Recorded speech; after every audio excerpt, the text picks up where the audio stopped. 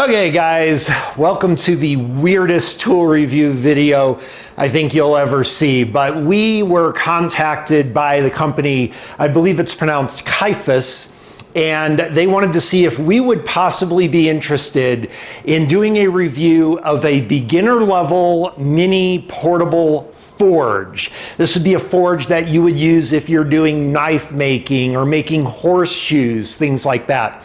I have zero experience in anything like that. I watched a show called Forged in Fire a couple of times before, and that is the extent of my experience. Of course, I pointed this out to them that I am not the ideal person for demonstrating this. They argued, actually you are, because the forge is designed for safety and for beginners, so that it's foolproof and you can get started. If you wanted to do metalworking as a hobby, this would be the tool that you would want to start off with to ensure that you don't burn yourself to death or burn your house down. So I told them, why not? Let's go ahead and give it a try. Now, we're not going to make a knife in this video. I wouldn't even know how to do that, but I understand the concepts that the forge is going to need to be easy to operate and safe, and it's going to have to heat my metal samples up to the point that I can make them malleable, and if I did have some skills, that it would heat it up enough that I would be able to forge the metal into a functional shape. So that's what we're going to attempt to do today. Let's go ahead and see what's in the box. Okay, when we open the lid up, now we've got our accessory kit in here. Okay, looks like we got a brick here, a whole bunch of insulation. Looks like we've got two doors here. Now I believe if you close both the doors, you get the maximum heat output, but it can also overheat. So if you're running it for a really long time, you are going to want one door open at least. This looks like I've never seen one of these before, but I can easily figure this out. Let's see what's in our accessory kit here.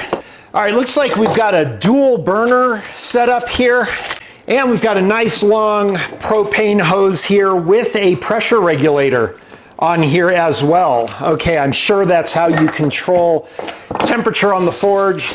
Usually I don't read a lot of instructions. I think I'm gonna read them on this one though. Okay, I won't need instructions for putting this together though. It is very, very obvious that my burner tubes are gonna go in here. All right, and then our gas fitting would go in here. I think I'm gonna go ahead and use some gas resistant Teflon tape around these. Okay, I just figure with a big open flame here, I don't want any possible gas leaks that this can back up on me here. Okay, even if you have a minimum of mechanical aptitude, it's just so self-explanatory how things would go together here. Let's go ahead and connect up our hose, and I'm gonna go grab a propane tank. And within minutes, we're ready to start this thing up, I believe. Okay, there's our forge. We got a nice little ball cock here to turn the gas off to the unit. That's pretty nice. I feel really good about having that. All right, it doesn't appear there's any electrical on here at all, so I'm guessing we will have to use a lighter to light the forge up. I think what I'm gonna do is connect up my propane, turn it to the highest pressure, and we're gonna check for some gas leaks here.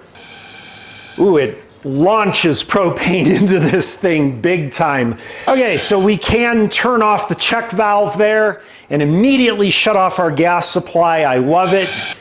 Okay, I've read the instructions and it's pretty minimal here. It does say to maintain a minimum clearance of 6.5 feet from any flammable materials. That means I won't be able to have this on the bench top here. So I think what I'm gonna do is set up a little work table or something where this will be away from anything flammable. All right, I've just relocated to this metal tool cart here away from anything else. And that is pretty much it. There's really not a lot of instructions here. I probably should watch some videos or something on how to do this, but I just want to show that anybody who has never done this before can get to work on this. I don't have any forging tools. I just have some welding equipment. So I have some welding gloves here. I do have a 3-pound hammer.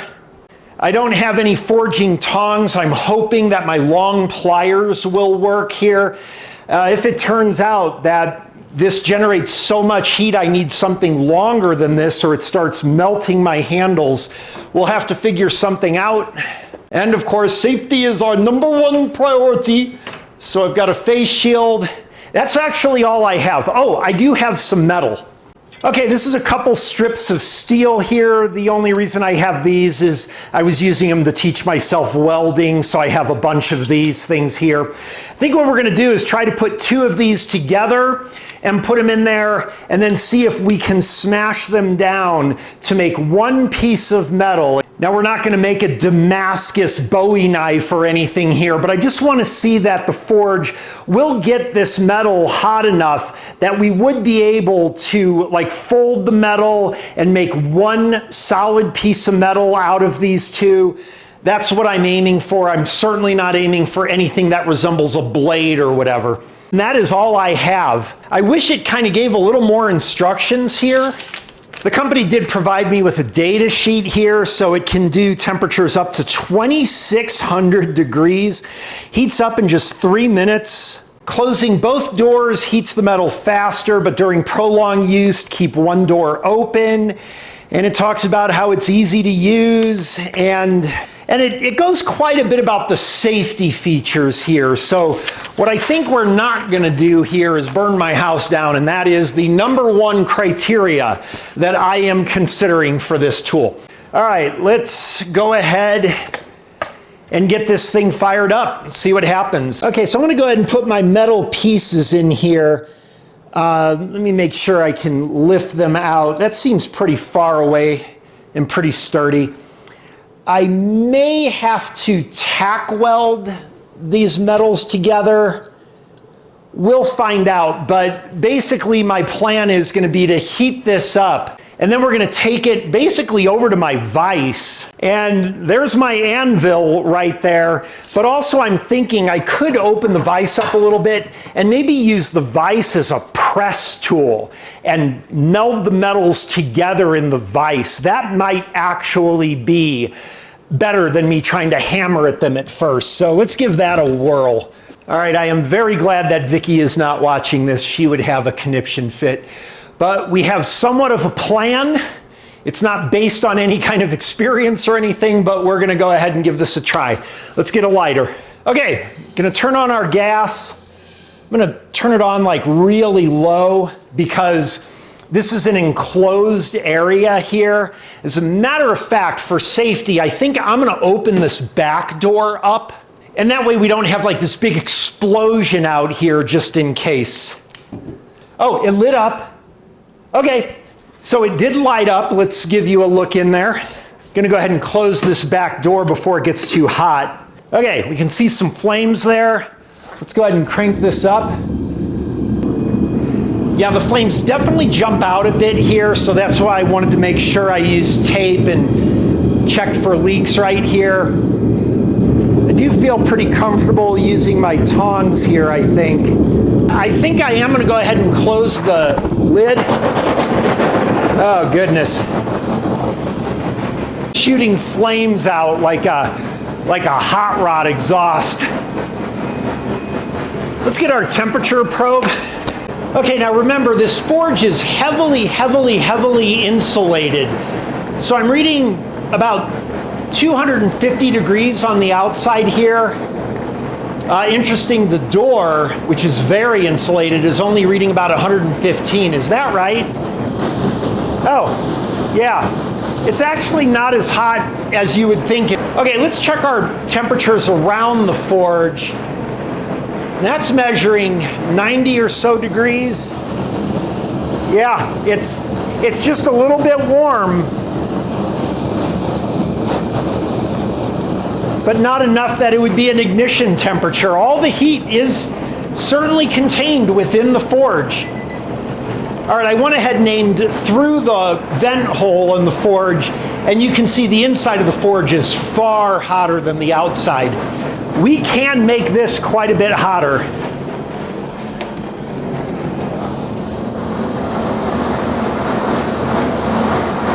All right, I've got it turned up a bit more. Okay, looking at our metal here, we look like we've got quite a ways to go still.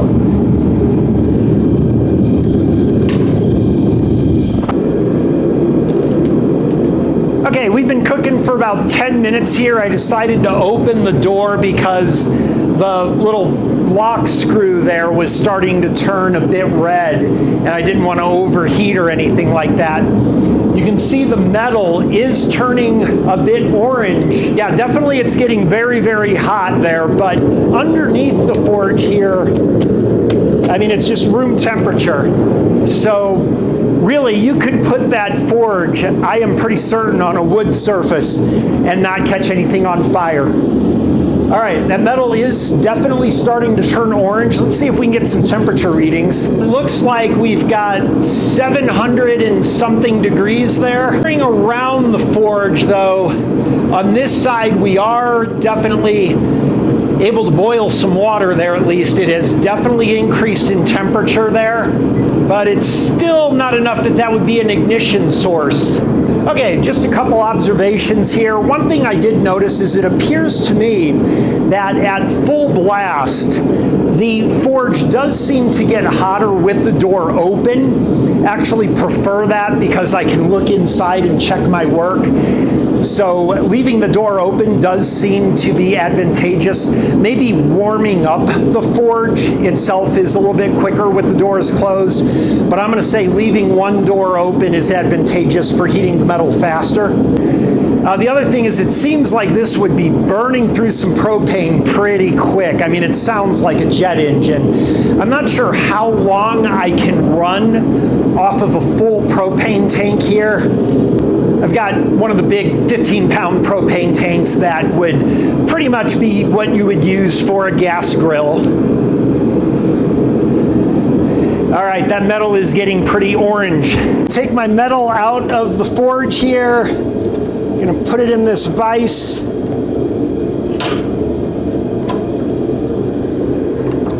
And I'm gonna try to see if we can do something with this. One thing you notice I can do, I can certainly bend the metal quite easily. Wow, it cools down really fast. And it doesn't look to me, let's see if we can. One thing is you're gonna wanna have better tools. You can see I'm bluing the metal on my pliers actually. Kind of wanted to try to stamp this into one solid piece if I can. But you can certainly at least bend the metal. I'm gonna go ahead and put it in for a little bit.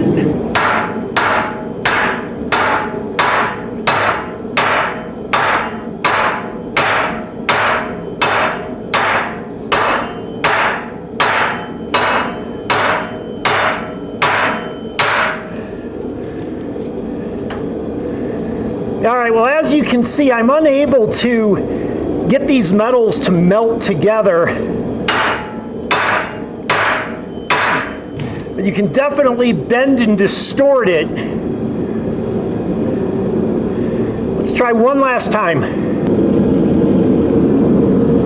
All right, I have experimented a little bit, and one thing that I have found is if I can get the metal to rest about an inch off of the brick surface inside the forge, I can get the metal much, much, much hotter. So not resting the metal directly on the brick definitely is making it far, far more orange. Yeah, look how orange that metal is now. I love it. That may work. So let's give that a couple more minutes here. It takes, like, I'm finding about 15 or 20 minutes for the forge to get up to full temperature. And then basically once you get it to full temperature, it's really a matter of just a few minutes to get your metal orange hot. So it is pretty efficient, it seems.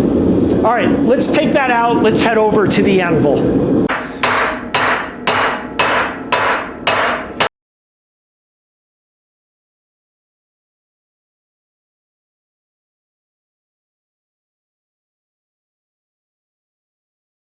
Hammering definitely by far and away had a much bigger impact on changing the metal than the vise did. Using the vise really is only useful, I think, for bending the metal. And I think what we're going to do to close this video out, I'm going to go ahead and fire up the forge. I'm going to work with this one piece of metal here. And I think what I'm going to attempt to do is use the forge and my hammer and anvil to try to make a small axe shape here. And we'll see what we can do with that, just to demonstrate that you can actually do some metal shaping here. But I think melding the two pieces of metal together, I was not able to do it. I believe the metal is 1/8 of an inch thick. I believe it's carbon steel. And I just wasn't able to do something like if I wanted to mix two different metals together and fold the knife over and hammer them together to make one unit. I was not able to do that, but let's see what we can work with. All right, I don't know that that exactly represents an axe, but you can see that I definitely was able to shape the metal to be a lot flatter than the untouched end there. But basically, I think what I've made here is a lawnmower blade. All right, we're gonna put the finishing touches here with an edge on my knife here. I don't know what you would call that, but we'll take a look in a second here. All right, get a little bit of an edge on there now. There's the shape of my knife. I tried to make kind of a axe looking thing. I sort of like the little hook tip there, so I tried to retain that. I'm not sure what you call this pattern on the metal here. I don't believe that that counts as Damascus. I think this is known as a Kilmer pattern. I'm not exactly sure. Let's go ahead and test it out real quick. Well, all right, overall, yes, I was able to shape a piece of metal. No, I am not able to fold the metal over and hammer it into one solid piece of metal. I was unable to do that. I believe I couldn't get the temperature up high enough. I tried quite a few different things off camera, but this was the best I can do. You can absolutely get it hot enough to hammer it into a shape. You can see it's very different than what we started with here. And I'm sure if I had a lot more skill and some proper tools and a lot more patience for sure, I probably could have done something with this, but overall, my blade will not keel. The most important thing though is I believe that it is possible to get into knife making using this device without catching your house on fire. One thing to keep in mind is, again, while the surfaces around the forge did maintain relatively cool, that they wouldn't be an ignition source, you want to make sure you also have at least 6 feet of ceiling above the forge, because the heat rising off the forge is very significant. I can tell you it must have got 25 degrees hotter in my garage, and that heat is rising to your ceiling. So if you don't have good clearance with the ceiling, I think you could run into trouble. So make sure you've got 6 feet all around, not just the sides in front and back. All right, that was interesting. Hopefully you found this helpful, and if you do this kind of stuff, feel free to put in the comments on some things that I might have done to achieve my goal of melding two pieces together with this thing. That would have been kind of cool to do. All right, look forward to your comments on this. We'll put a link to this product in the description. Hope you enjoyed it.